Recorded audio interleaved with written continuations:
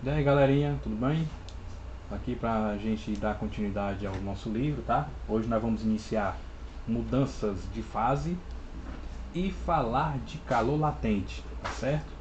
Então, vamos lá, acompanhando. Vou abrir aqui o quadro. Lembrando, quais são as fases, né, os estados físicos da matéria? Nós temos o sólido, o líquido e o gasoso. Para nós, o principal será a passagem desse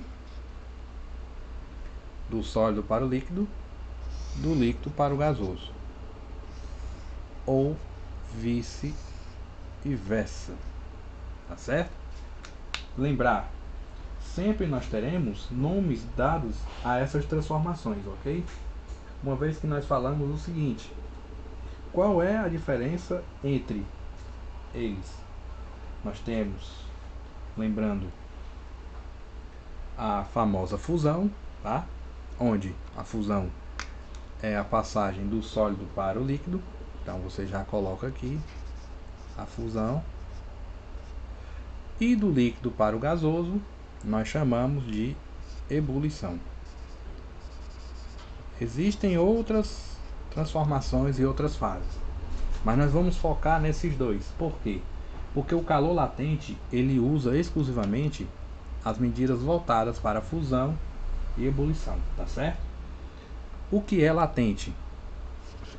Latente é aquela fase em que você tem uma quantidade de calorias, tá? Por grama. Para quê? Para haver a possibilidade de mudança de estado físico.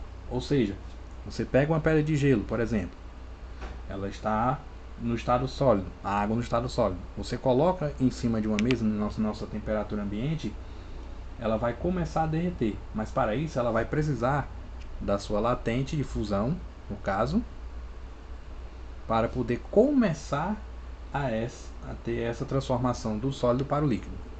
Eu colocando aqui um gráfico, você tem aqui temperatura, tá certo? Em relação à quantidade de calor que vai ser recebido por esse detalhe. Digamos que o gelo, é claro, ele está abaixo aqui, ele inicia uma certa temperatura. Tirei o gelo da geladeira, vou colocar em cima de uma mesa. Então ele começa, aqui vai ser a variação de temperatura e aqui vai ser a quantidade de calor que vai haver, o gráfico temperatura e calor. Então, o gelo colocado em cima da mesa, ele vai começar a aumentar a sua temperatura, ou seja, ele sai de um ponto, ele vem até chegar ao nível zero. O nível zero, temperatura zero, é justamente quando ele vai começar a ter o que? O processo de latente para a transformação de sólido para o líquido. Então ele vai precisar de uma latente, ou seja, uma quantidade de calor suficiente dentro dessa temperatura. Sempre que houver isso aqui vai ter latente. E quando ele receber essa latente suficiente, ele vai começar a voltar a ser sensível. Então eu vou mostrar a vocês três situações. Situação 1, aqui o gelo estava inicialmente, tá? Até chegar ao momento de latente, que eu vou chamar aqui de momento 2, ele recebe uma quantidade de calor latente suficiente para começar a transformar-se em líquido, que é a nossa situação 3. Ok? Agora, como eu calculo a quantidade de calor latente?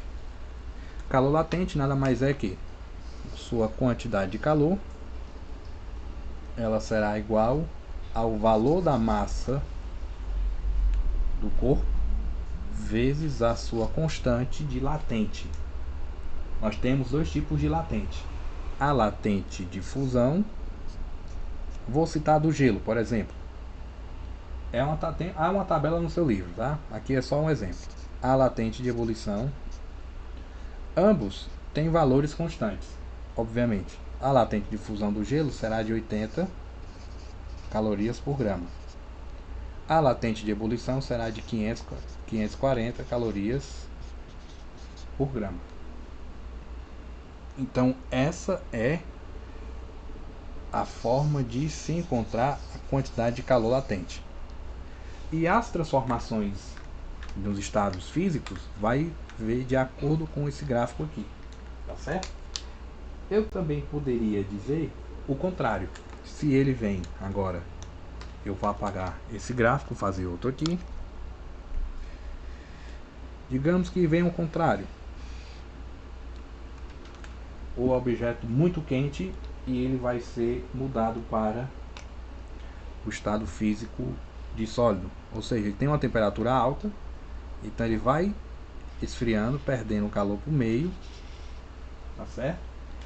Quando ele chega em zero, ele vai ter uma quantidade de calor latente suficiente a receber para um momento de transição, e essa quantidade latente suficiente para ele começar a ser sólido.